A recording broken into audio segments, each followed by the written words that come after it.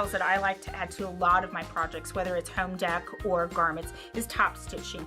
The first thing that I'm going to do is I'm going to make sure that I am on stitch A, which is the center needle straight stitch, and I have a stitch length of 2.5.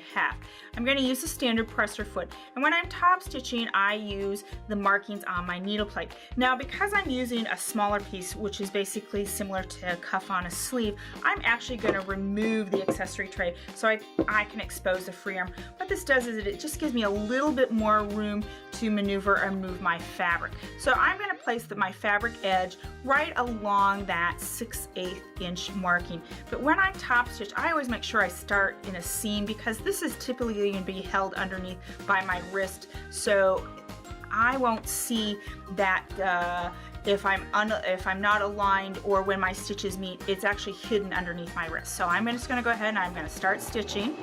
This is my first row, and what I like to do is I like to add several rows just for that extra detail. I think it gives it more of a professional or designer look. And as you can see, having that accessory tray away or taken out has given me a little bit more room for me to maneuver this fabric as I'm stitching around. So I'm coming around the bend here.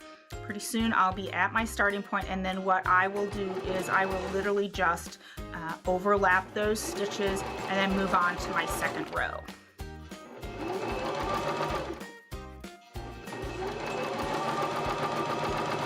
And I do go a little slower when I'm top stitching, just because it is one of those details that if you are off ever so slightly, it does make a difference, and you oftentimes may have to take things out. So here I come to the end, and I am overlapping. I've overlapped. Take my needle out of my fabric, raise my presser foot, and pull my fabric out, and I'm going to go ahead and I'm going to cut all of those threads. So this is my first row for my top stitching, and that is just stunning, beautiful. Now there's also an optional foot that you can use. This is called the stitch guide foot, and the reason that I like this foot is you can see all these little ticks, and what I do is rather than using the needle plate markings, I'm going to go ahead and use those ticks as my alignment for my next row of top stitching. Again, starting on the inside, and let's say I want to go into the body of my garment more rather than going towards the end.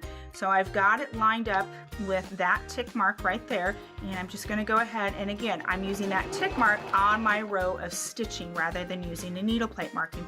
So what this does is it allows me to have greater depth in my top stitching, meaning on my needle plate markings, I'm a little bit limited as to how far in I can go, but using this presser foot and these markings on my last row of stitching, I can go in a little bit further into my garment. We're just going to keep stitching around, aligning everything as we go, and again, having that accessory tray not in position really does help with me being able to maneuver or manipulate this cuff so that I can stitch around. So we're coming to the end,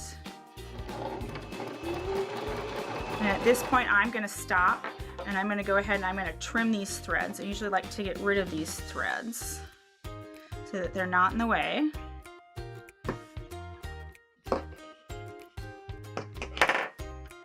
And here we come to the end, and we're overlapping just a couple of stitches. Stop, take the needle out of the fabric, raise the presser foot, pull out. I'm going to go ahead and trim those threads and open up my cuff, and you can see how wonderful and beautiful that top stitching is using the standard presser foot and the needle plate markings and the stitch alignment foot with the markings on the foot, all on the Baby Lock Zest.